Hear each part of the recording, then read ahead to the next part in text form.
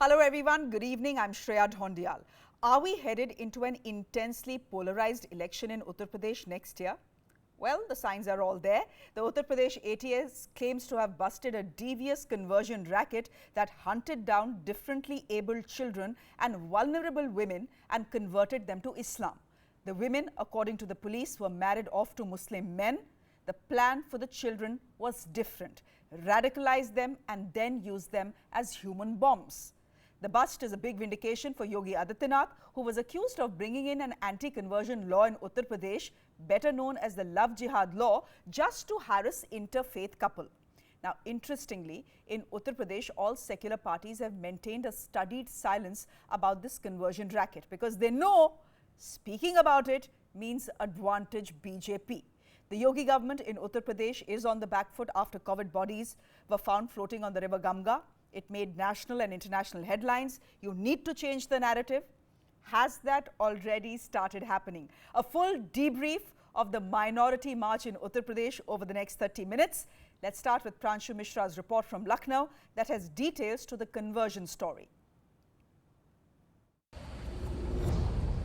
On Monday, the 21st of June, Uttar Pradesh's anti-terrorism squad came forward with a sensational expose.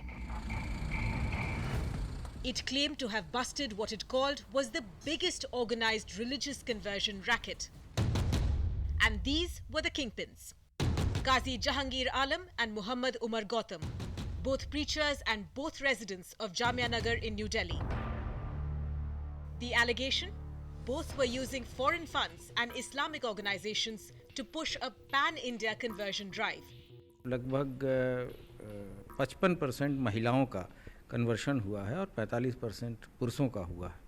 इसके अतिरिक्त जो महत्वपूर्ण राज्य जहाँ से कन्वर्शन हुए हैं वो आसाम है, आंध्रा है, तेलंगाना है, वेस्ट बंगाल है, छत्तीसगढ़ है, हिमाचल प्रदेश है, झारखंड है, गुजरात है, बिहार है, राजस्थान है, हरियाणा है, दिल्ली है और यूपी है। इसमें जो फंड का ट्रांजैक्शन है वो विदेशों से भी है और देश से भी है और काफ़ी अच्छे खासे अमाउंट में है। According to the ATS, the two specially targeted the vulnerable, women and children who had been abandoned or were in dire need of money. The idea was to convert, radicalize and ultimately use them to create communal unrest. UP wants central agencies like the NIA to step in, claiming the two preachers have already converted 1,000 people to Islam.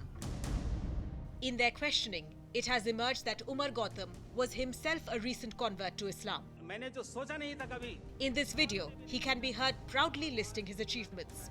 मैंने कभी तसव्वुर नहीं किया था, लेकिन अल्हम्दुलिल्लाह उस university में अल्लाह ने ये तौफीक दी और फिर मैंने अपने दोस्तों को दावत दी तो उसी यूनिवर्सिटी में अल्हम्दुलिल्लाह 7 लोगों ने इस्लाम की गवाही दी। अल्हम्दुलिल्लाह इस सेंटर में 1000 से ज्यादा लोगों के लीगल डॉक्यूमेंटेशन की फॉर्मेलिटीज पूरी की गई हैं। There is a thin line between voluntary conversion and one that was forced. Rakesh Gupta's young son was converted for a job. नौकरी और अकाउंट में पैसे भी आए थे। नौकरी का लालच दिया था, उसके अकाउंट में पैसा भी आया था और जगह भी देंगे, रहने के लिए देंगे, सब कुछ दे देंगे। उसके पेपर निकाले थे, बक्से में पेपर निकले थे, तब मालूम हुआ था कि उसने धर्म परिवर्तन करा लिया है, हिंदू से मुस्लिम, आदित्य गुप्ता से Abdul Qadir. The timing of this big operation, though, is being questioned, given that it comes ahead of the 2022 elections in Uttar Pradesh, where polarization has always been the dominant theme. For Yogi Adityanath, it is a vindication to bring in the anti-conversion law. The law had so far been dubbed the Love Jihad law, as it had only targeted Hindu-Muslim couples wanting to marry. Bengal के अंदर छल छद्म और धोखे से यहां पर love जिहाद की घटनाओं को भी अंजाम दिया जा रहा है। हम लोगों ने यूपी के अंदर कानून बना दिया, लेकिन बंगाल के अंदर क्योंकि तुष्टीकरण की राजनीति है, न वह गौ तस्करी को यहां की सरकार रोक पा रही है और न ही लव जिहाद की उन घातक गतिविधियों को जिसका दुष्परिणाम आने वाले समय में बड़ा खतरनाक होने जा रहा है। कार्रवाई बहुत कठोरता से हो रही है और इस प्रकार की चीज़ें उत्तर प्रदेश और देश कहीं पर भी बर्दाश्त किए जाने योग्य नहीं है। और यह लालच दे करके, डर दिखा करके अगर कोई इस प्रकार का कुकृत्य किया है तो उसकी पूरी जांच की जा रही है। Interestingly, barring the Aam Aadmi Party, none of the other mainstream parties like the Samajwadi Party or Congress or the Bahujan Samaj Party have commented on the matter. Bhajpa Uttar Pradesh में इलेक्शन के चलते हुए पूरे हिंदुस्तान का माहौल बिगाड़ना चाहती है और उत्तर प्रदेश में योगी सरकार है वो मुसलमानों पर मुसलसल, दलितों पर मुसलसल जुल्म कर रही है। Just few months before the crucial assembly elections, issue of forced religious conversion is back in full force in Uttar Pradesh. And even if it is still not clear that how strongly can UP police prove its charges in the court of law, it is absolutely clear that BJP will try to build a narrative around this issue. Pranshu Mishra in Lucknow for CNN News 18. Uttar Pradesh's Muslim vote is about 20%. Now, historically, it has been cultivated as a vote bank by secular parties like the Congress, the Samajwadi Party and the BSP. The assumption always has been that it votes en bloc, which is what makes it very, very powerful in every election. But the BJP in Uttar Pradesh and also in Assam has pretty much rendered this vote bank useless, winning landslide victories by ensuring counter-consolidation. Earlier this month, a 72-year-old Muslim man in Loni and his beard became the center of a full-blown political war with some fake news tadka thrown in as well. Ritanshu Bhattacharya getting us more details.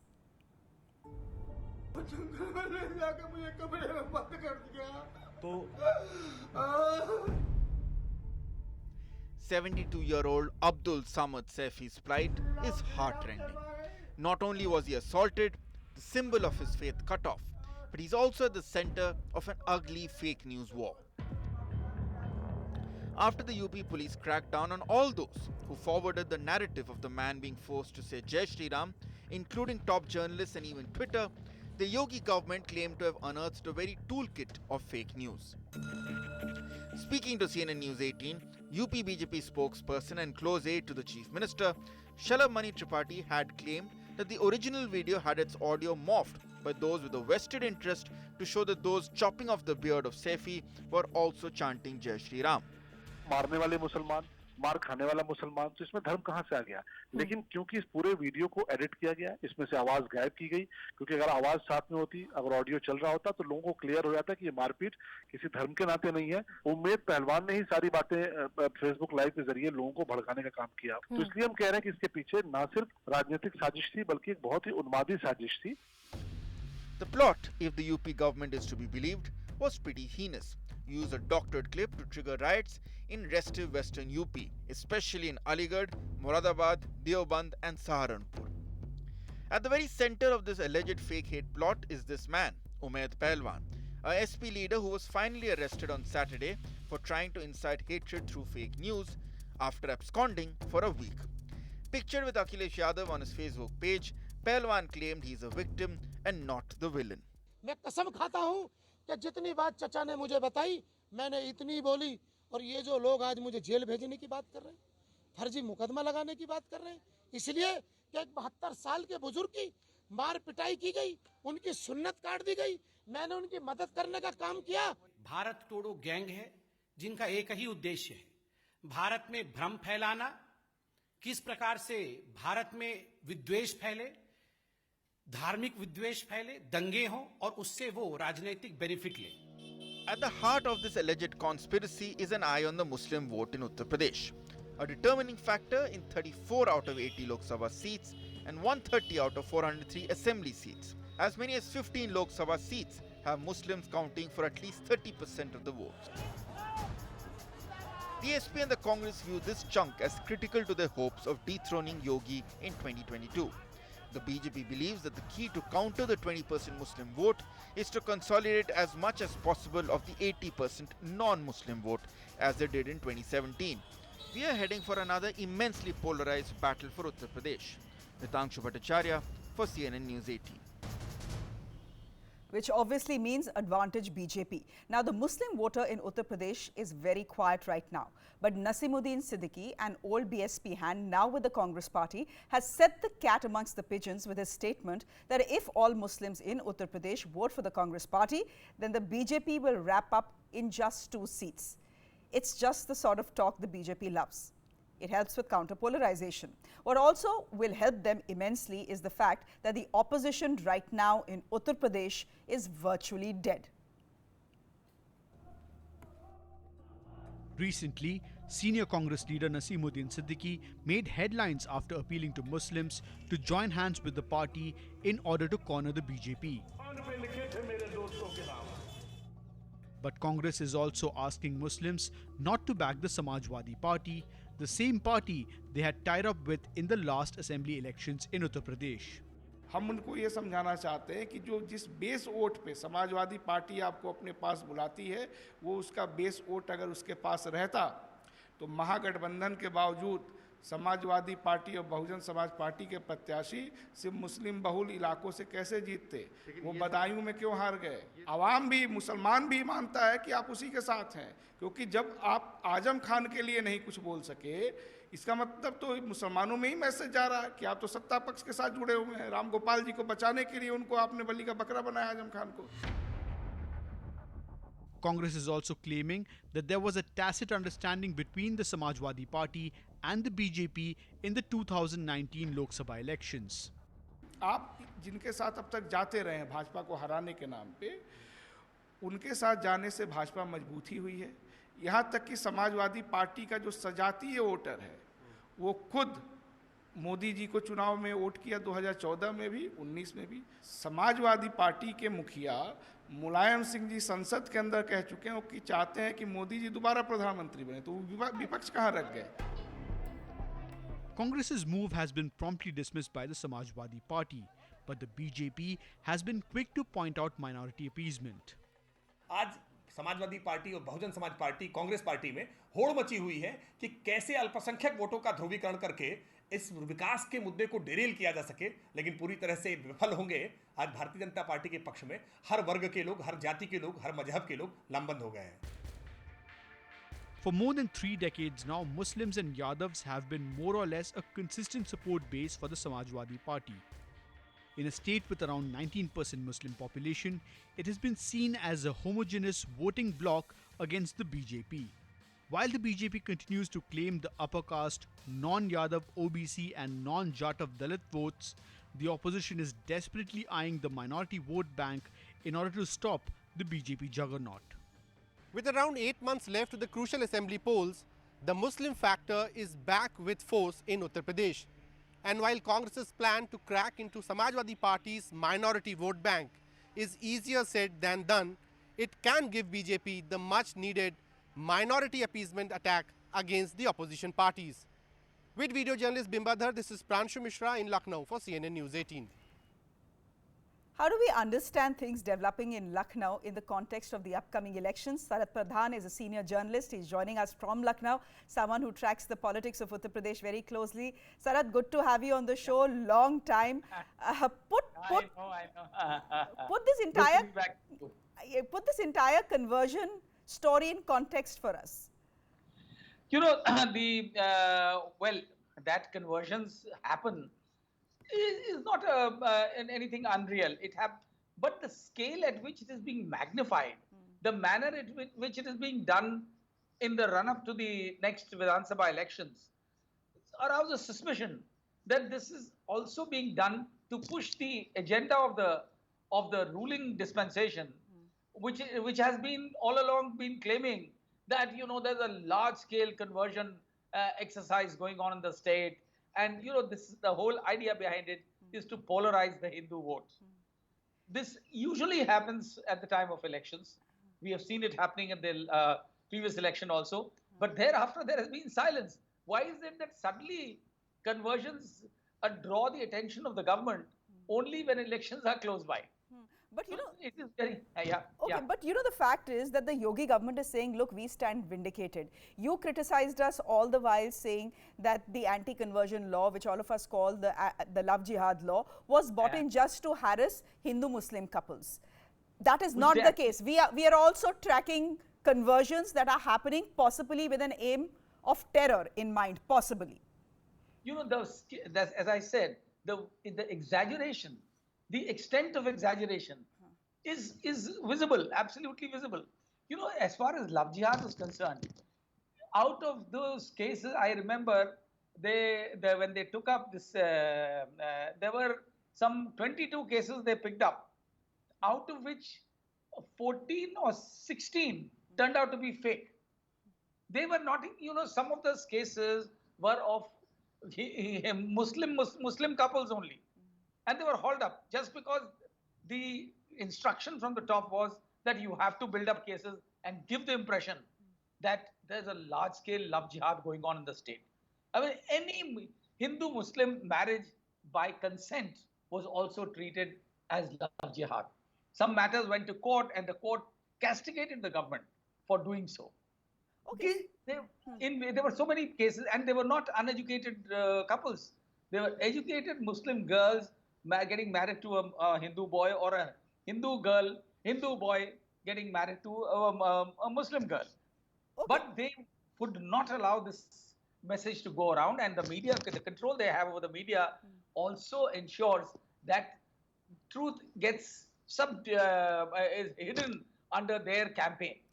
Okay, but here's the thing. Why does the BJP need the crutch of polarization? I ask you this question for two reasons. A, you already have the Ram Mandir, right? That is now being built. That was an agenda, that was a promise that has been fulfilled. I'm assuming in the Uttar Pradesh elections, that is something that will be tom-tommed. Secondly, the opposition is virtually dead in Uttar Pradesh. Why do you even need this polarization? In the past elections in Uttar Pradesh and in Assam, in any case, the BJP has shown us, or at least has rendered the Muslim vote irrelevant. Well, you know, the Mandir agenda, yes, you are absolutely right. The Mandir has become a reality. But now what is happening of late, you've seen over the past 3-4 weeks, the scam that has emerged out of the land deals that have taken place in Ayodhya, in purchase of land by the trust which is building the temple from private individuals, there is pretty evident irregularities have been going on, and the documents that have been furnished are enough evidence to start a prima facie case against the culprits. But the manner in which the entire ruling dispensation has come to, you know, kind of dismiss these allegations on the plea that the allegations are leveled by people who have always been against the temple. So they have no answer. Why? Fine. If that doesn't mean, if somebody who's against the temple, I am not disputing that. Making an allegation, what is the harm in instituting an inquiry? But the BJP, out of all people, nobody's accused the BJP. They've all accused specific people involved in the purchase of land. But BJP is jumping into the, taking a plunge to defend. Okay. So you're saying that the temple issue may not travel far in the elections, and therefore you need something more solid, and polarization is a tried and tested nuska. Har baar kaam aata hai, to is baar bhi aa jayega. Okay. In any case, they don't want to miss out on the polarization factor, because that is their core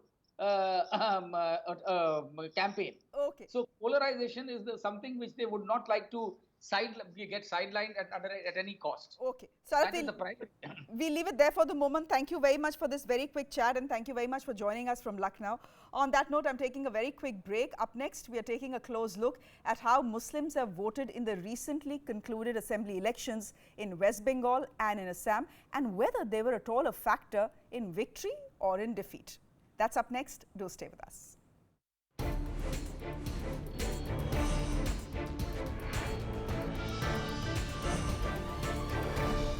Love jihad, conversions, beards, Jai Shri Ram and fake news. The preparation for the Uttar Pradesh elections is well and truly underway. As we look at which way the minority will march in the state, it is also instructive to understand how Muslims have voted in the recently concluded elections, both in Assam and in West Bengal. NC Satpathy getting us more details. AIMIM chief Asaduddin Owaisi has ruffled many secular feathers in Indian politics since he decided to expand his party's base beyond Hyderabad. The AIMIM created buzz, winning 5 out of 20 seats it contested in the 2020 Bihar Assembly elections. Nitish Kumar और नरेंद्र मोदी की आशिकी बड़ी मजबूत आशिकी है। In 2019, it had surprised everyone by winning 2 seats in the Maharashtra Assembly elections.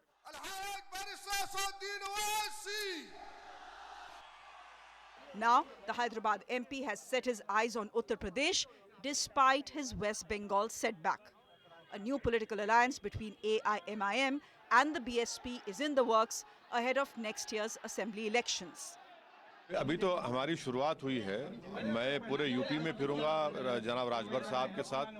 पूरे UP के हर हिस्से में जाएंगे, जनता से मुलाकात करेंगे, क्योंकि कोरोना और कोविड की वजह से रेस्ट्रिक्शंस हैं। हमको उम्मीद है कि जब वैक्सीन दी जा रही है तो उसके 1-2 महीने के बाद जब जनसभाएं करने का मौका मिला वो भी करेंगे। In the recently held Bengal Assembly elections, a majority of the nearly 30% Muslim vote bank stood solidly behind Mamata Banerjee's Trinamool Congress.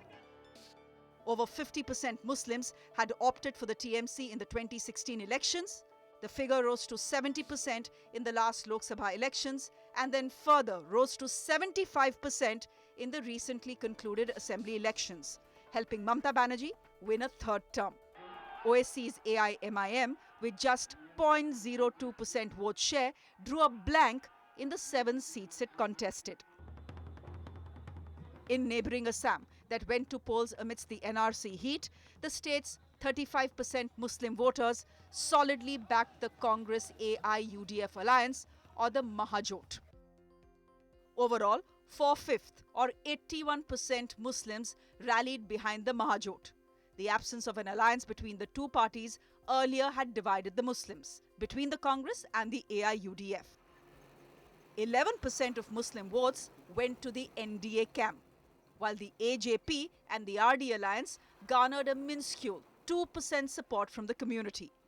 The counter-polarization of Muslim votes brought back the NDA to power in Assam. In Kerala, 58% of the state's 27 Muslims had voted for the Congress-led UDF in the 2016 election. The number remained almost the same this time as well. With Rajiv Kumar in New Delhi, I'm Shreya Dhondiyal.